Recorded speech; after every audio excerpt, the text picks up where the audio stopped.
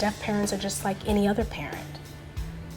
Just because we're deaf doesn't take away our ability to be good parents.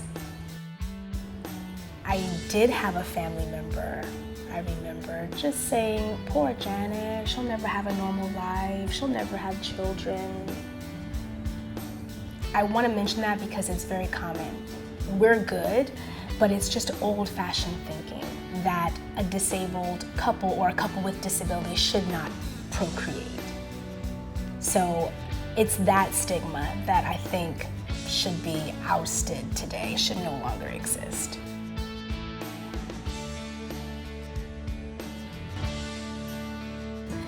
Hi, I'm Janet. Hi, I'm Daniel. We're both deaf parents. We have a hearing child and one on the way. And we call them CODAs.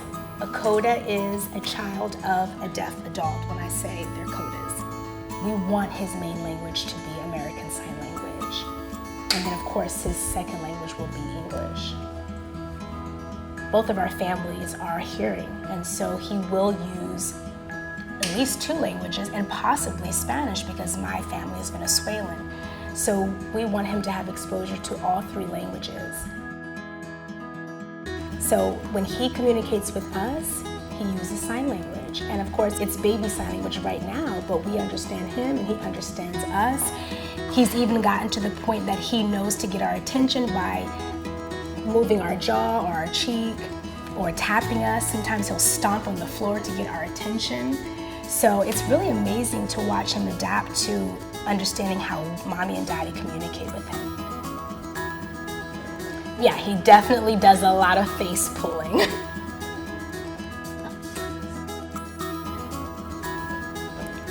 I think it's beautiful that he'll grow up with both worlds. And most important thing is that he has eyes to see, and that's the most important thing when you have deaf parents. I was talking with my twin sister, and I said, hey, you know, Luke knows a lot of signs and a lot of words, but I'm concerned about his speaking capability. We have yet to take him to speech therapy.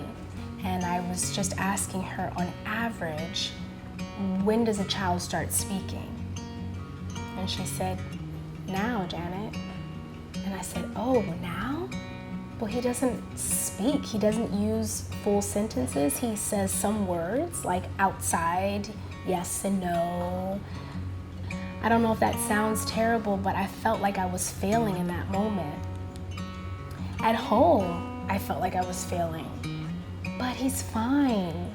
He communicates with us just fine. And he's not starving, he's not sick, he's not injured. And those are the most important things. So that was just part of me thinking as a mom if I was failing. But when I look at it and look at him, Luke is doing great. It's just a natural transition and process, and that just made me feel so much better because kids are so resilient and they will pick stuff up right away.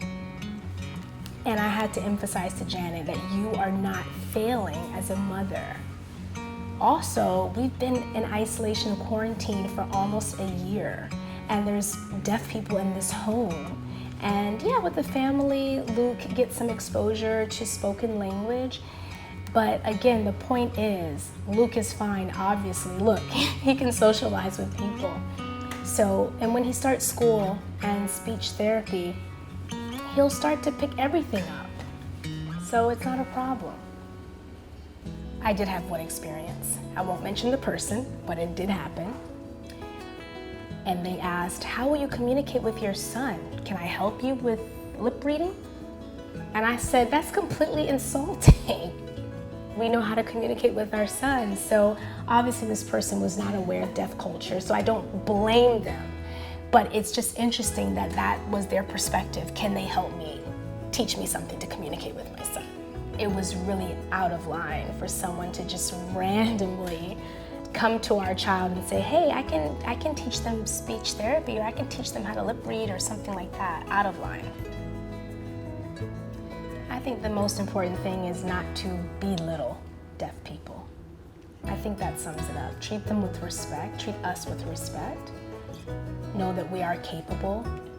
Just because we are deaf doesn't mean that we need special treatment or that we have special needs. Do not patronize us. Just treat us like you would treat any other normal person.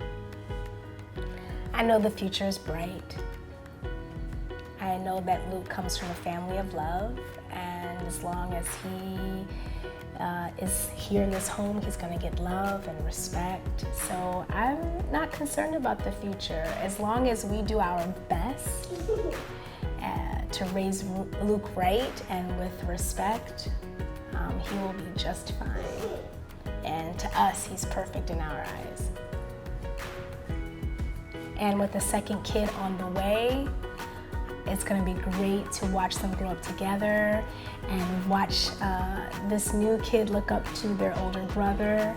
And just, I think it's gonna be a beautiful family. And like Janet said, the future is bright.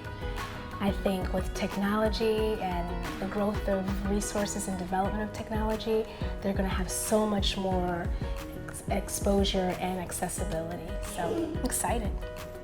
We both know life's not perfect, but as long as we stick together and he knows we're there for him